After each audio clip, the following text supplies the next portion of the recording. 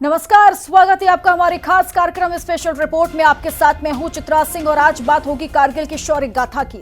देश का 25वां कारगिल विजय दिवस, देश इस पल को जी रहा है। कारगिल दिवस जब भारतीय सेना ने पाकिस्तान को दिखा दिया था कि हिम्मत क्या होती है। जंग सिर्फ हथियारों के बल पर नहीं जीती जाती, बल्कि देश के लिए देश प्रेम उस जंग को जीतने का जरिया बनता है। देश के 25वें वीरों की याद में द्रास में कार्यक्रम की तैयारी हो चुकी है। प्रधानमंत्री नरेंद्र मोदी भी वहां पहुंचने वाले हैं। कारगिल के वीरों को देश याद कर रहा है और इसी याद में द्रास मेमोरियल पर वीर जवानों को नमन किया जाएगा। वहीं इस विजय दिवस पर पीएम मोदी भी द्रास पहुंचने वाले हैं। इसी के साथ ही पीएम मोदी लद्दाख को सौगात भी देने वाले हैं। इससे पहले पीएम मोदी के दौरे को लेकर उपराज्यपाल वी.डी. मिश्रा ने तैयारियों को भी दुरुस्त किया। वहीं पीएम मोदी द्रास पहुंचकर क्या कुछ करने वाले हैं, जरा उसको भी समझिए। पीएम मोदी का 30वें कार्यकाल के बाद लद्दाख में पहला दौरा है। पीएम मोदी द्रास पहुंचकर पहले कारगिल के शहीदों को श्रद्धांजलि देंगे। इसके बाद PM Modi hall of fame और कारगिल वॉर म्यूजियम भी जाएंगे। इसी के साथ ही पीएम मोदी महिलाओं और कारगिल युद्ध के नायकों से बातचीत भी करेंगे। वहीं पीएम मोदी लद्दाख में विकास प्रोजेक्ट का वर्चुअल उद्घाटन भी कर सकते हैं। कारगिल की जमीन पर जहां जवानों के खून का रंग आज भी उनकी फिजाओं में जिंदा रखे हुए हैं, उस जमीन की भारत के लिए आखिर क्या अहमियत है, ये जानने के लिए हमने बात की retired wing commander Praful Bakshi से। उन्होंने क्या कुछ कहा, उसे भी सुनिए। कारगिल दिवस इसलिए मनाया जाता है कि कारगिल एक एरिया है, जम्मू और कश्मीर लद्दाख के उस एरिया के अंदर कारगिल है, जो कि जो बड़ी हाई ऑल्टीट्यूड की पहाड़ियां हैं, पहाड़ हैं उसके अंदर, और पाकिस्तान का बॉर्डर वहां मिलता है, हिंदुस्तान का बॉर्डर मिलता है। और वो एक ऐसी स्ट्रेटेजिक लोकेशन है कि जो उसके ऊपर काबू कर ले, उसके ऊपर हाइट मिल जाती है। जिस फौज के पास हाइट ऊंचाई होती है, वो फिर बाकी एरिया को कंट्रोल कर सकता है, उसकी फायर पावर से, ऑब्जर्वेशन से इत्यादि। तो कारगिल हमारी पूरे हिंदुस्तान के लिए एक बहुत स्ट्रेटेजिक रीजन है, जिसके पीछे जो आमतौर पे जिसको कहते हैं बर्फ से ढका होता है, उसके कई एरिया पर उसको हासिल करने के लिए पाकिस्तान भरसक प्रयत्न कर रहा था।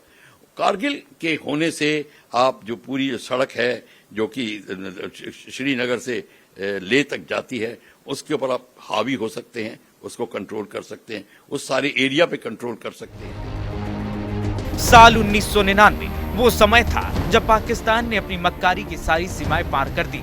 और मक्कारी का सबब क्या होता है, हिंदुस्तानी फौज ने पाकिस्तान को अच्छे से समझा दिया।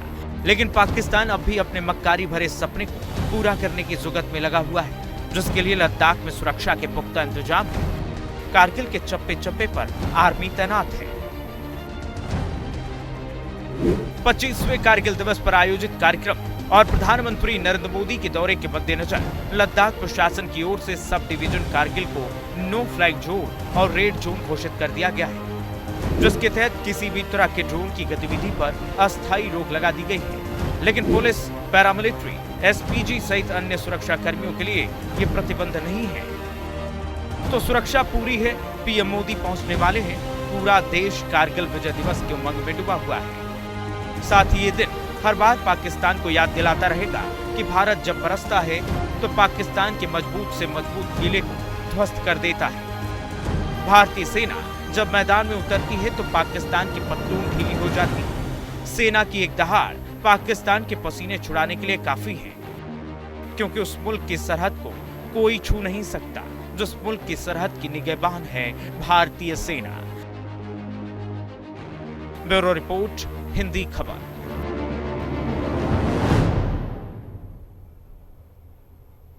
साल था 1999 जब पाकिस्तान की मक्कारी ने अपनी पराकाष्ठा तय की थी। वो साल जब बर्फ से ढकी कारगिल की ऊंची चोटी पर सेना का शौर्य ज्वाला की तरह जल रहा था। पाकिस्तान को धूल चटाने वाली वो कहानी जिसे आज भी देश बड़े सम्मान के साथ याद कर रहा है। वो पुरानी तस्वीर देखिए हमारी इस खास रिपोर्ट में।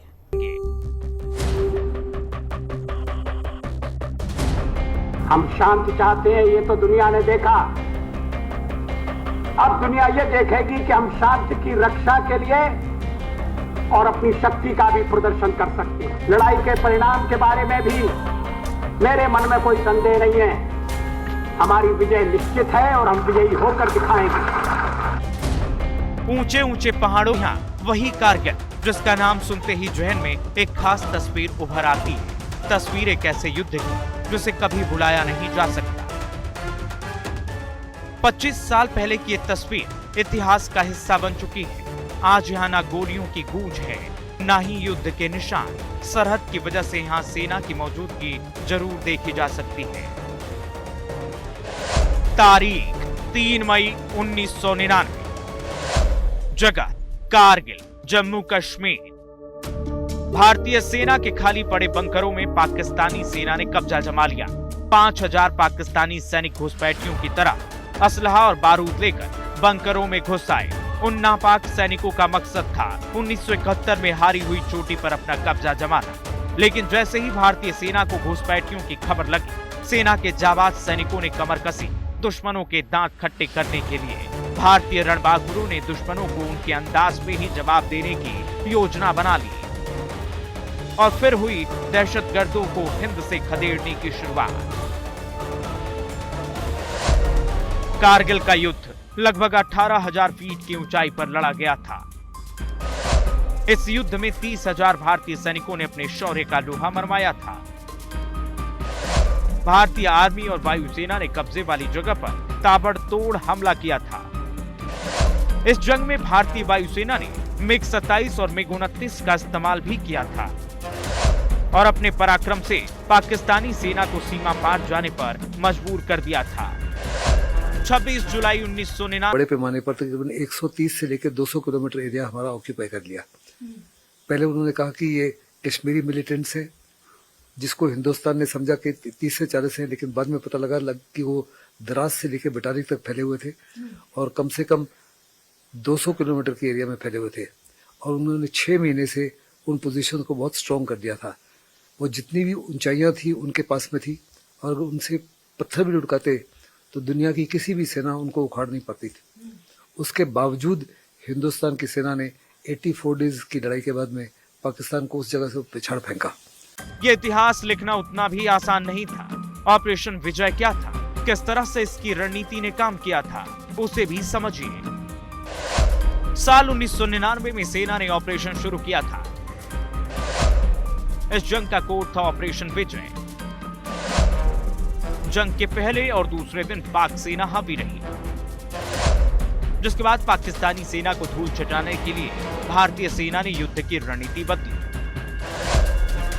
और इसी रणनीति के तहत चोटियों के लिए अलग अलग टीम बना ली गई, जिसके दम पर भारतीय सेना ने पाकिस्तान के नापाक मंसूबों को अपने पैरों से कुचल दिया।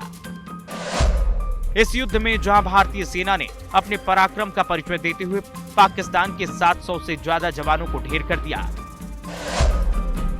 वहीं सैकड़ों आतंकियों को भी सेना ने मार गिराया। जिसके बाद सेना ने पाकिस्तान की ओर से कब्जाई गई चौकियों पर तिरंगा फहराया।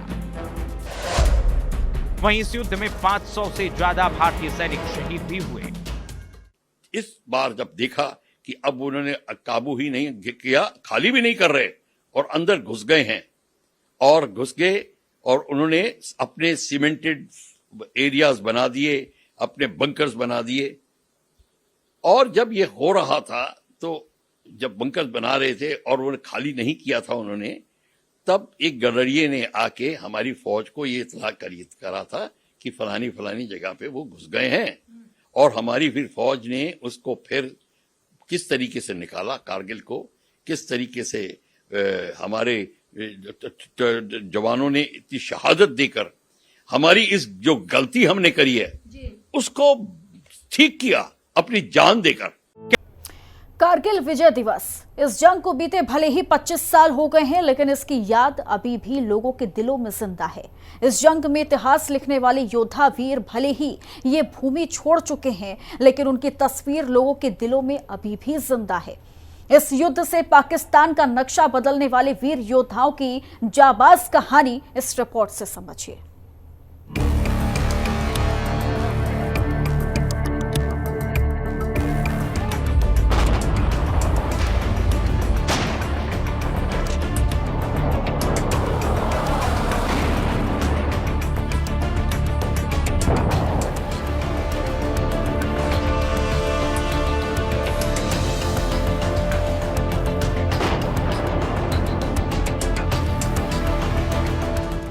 कारगिल दिवस। आज बारी है उस शेर शाह को नमन करने की जिसके नाम से दुश्मन थर थर कांपता है। परमवीर कैप्टन विक्रम बत्रा। शेर जैसा जिगरा, शेर जैसा रौब, शेर जैसी चाल और शेर जैसी नजर। कारगिल का शेर शाह, जिनके नाम से ही पाकिस्तानी सैनिकों की रूह कांप जाती थी। पराक्रम ऐसा कि कारगिल की पहाड़ियां तक झुक गई। कैप्टन विक्रम बत्रा की शौर्य गाथा हिंदुस्तान के हर घर में सुनाई देती है, क्योंकि जब माटी पर आँच आई तो मां भारती के इस जाबाज सपूत ने अपनी जान की आहुति तक दे दी और परमवीर चक्र अपने नाम किया। 22 साल पहले कारगिल की पहाड़ियों में गोलियों की आवाजें और बम के धमाके गूंज रहे थे। दुश्मन कारगिल की चोटियों पर जा बैठा था। मकसद सियाचिन और कश्मीर हथियाना था, लेकिन पाकिस्तान ये भूल गया था कि उसका मुकाबला उन योद्धाओं से है जिनको तिरंगे की आन बान शान के अलावा कुछ समझ नहीं आता। कारगिल के .5140 पाकिस्तान के कब्जे में था, जिसको हर हाल में वापस लेना था। .5140 वो जगह है जहां से सीधे नेशनल हाईवे पर नजर रखी जा सकती है और ये श्रीनगर को लेह से भी जोड़ता है।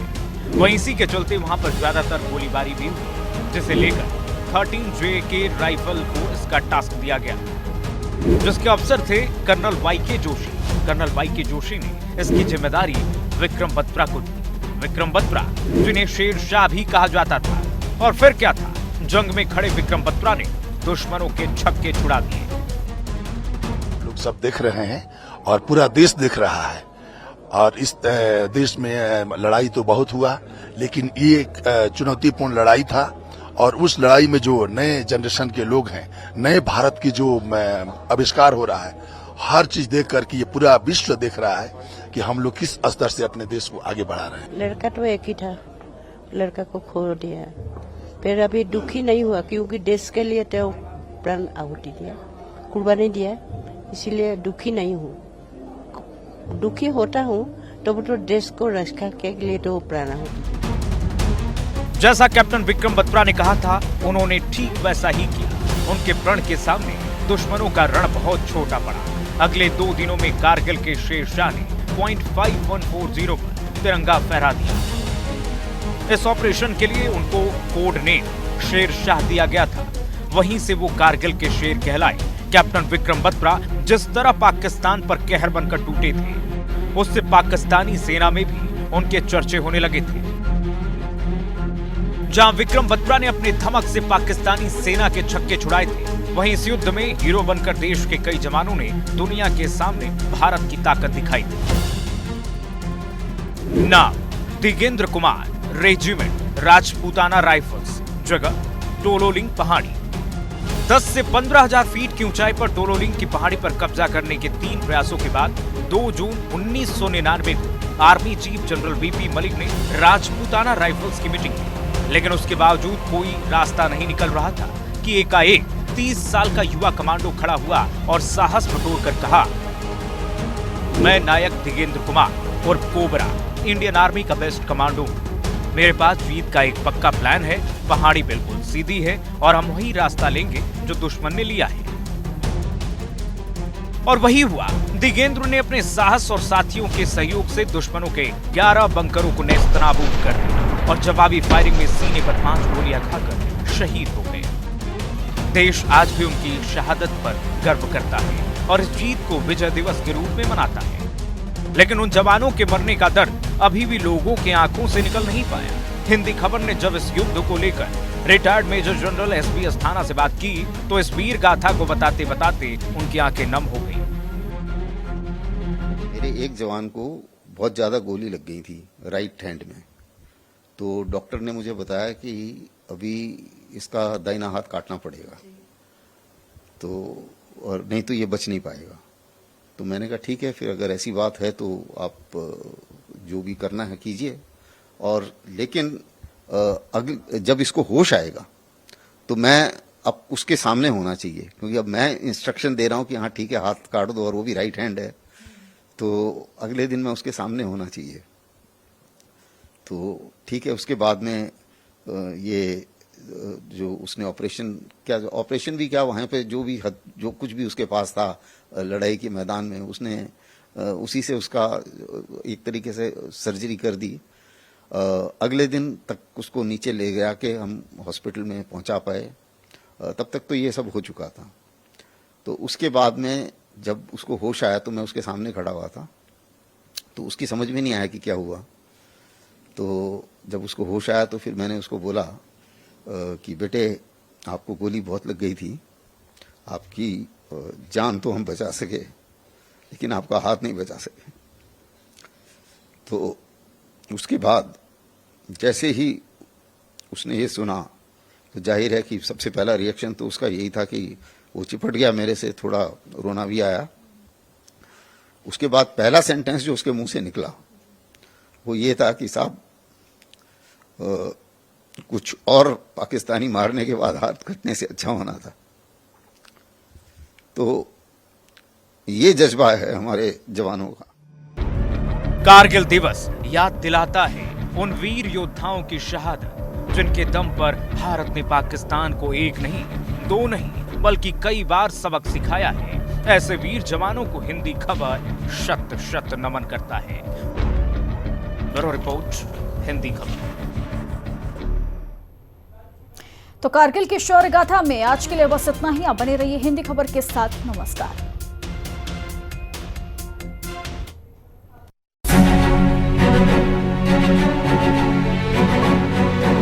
अपना रक्त बहाकर जिन्होंने सर्वस्व न्योछावर किया, उन शहीदों को, उनको जन्म देने वाली वीर माताओं को भी मैं नमन करता हूं।